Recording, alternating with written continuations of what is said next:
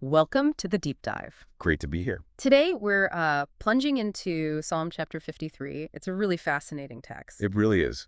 Quite challenging, too. Yeah, it gives this very pointed look at, well, a certain perspective on humanity, specifically those who seem to live as if God isn't really part of the picture.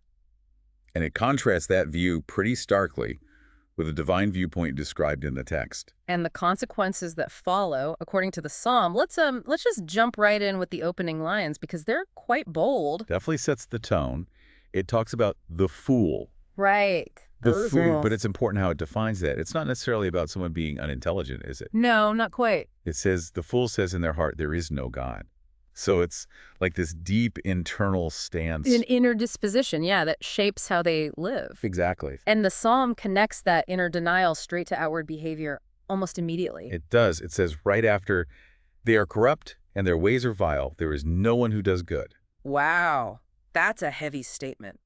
A direct line drawn between that denial and just widespread corruption, a lack of goodness. That seems to be the core idea here, that dismissing God in the view of this text leads to a kind of moral perversion. Not just bad actions, but a whole state of being. Yeah, utterly corrupt. No good deeds flowing from that place. That's the picture it paints. Okay, so that's the human situation described. How does the divine perspective come in? Does God just sort of observe this? Oh, absolutely. The text is clear. It says God looks down from heaven, actively observing. Looking for what, specifically? It says, to see if there are any who understand, any who seek God. It's like a divine survey of the world's spiritual condition. And what does this survey find? Any seekers? Anyone understanding? Well, according to Psalm 53, the results aren't great. Uh-oh. It says, everyone has turned away. They have together become corrupt. There is no one who does good, not even one. Not even one. That echoes the earlier line, but from God's perspective, it feels so absolute. It does. It reinforces that initial assessment, presenting this universal picture of failure spiritually and morally. And it gets specific about harmful actions, too. It mentions those who devour my people as men eat bread. What does that really mean? It sounds like ruthless exploitation, doesn't it? Treating others like resources. Just consuming them without a second thought. Right. And notice it links this again to who do not call on God. The lack of divine acknowledgement and the harmful action go together. Okay, so we've got the denial, the corruption, God's observation confirming it, and these harmful actions like exploitation. What about consequences?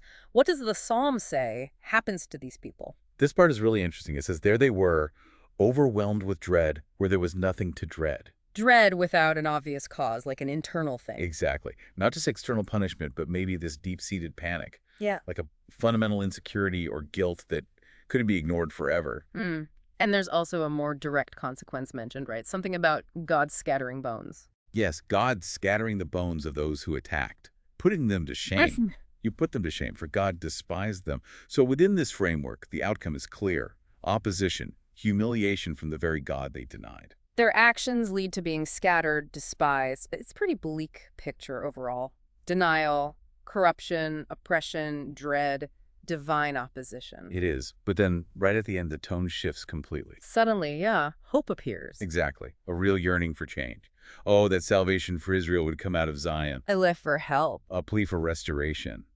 When God restores the fortunes of his people, let Jacob rejoice and Israel be glad. It moves from the problem to looking for a divine solution. So from total human failure and its fallout to this passionate call for God to step in and fix things, restore fortunes, bring joy. The hope is placed squarely on God's action. It presents these two sort of opposing realities side by side. One reality where God is ignored, leading down this dark path. And another hoped-for reality where God intervenes and brings salvation. So thinking about this ancient text with its really strong language about, the fool, corruption, and these outcomes, what does that prompt you, the listener, to consider? How does it resonate or maybe challenge how you see things?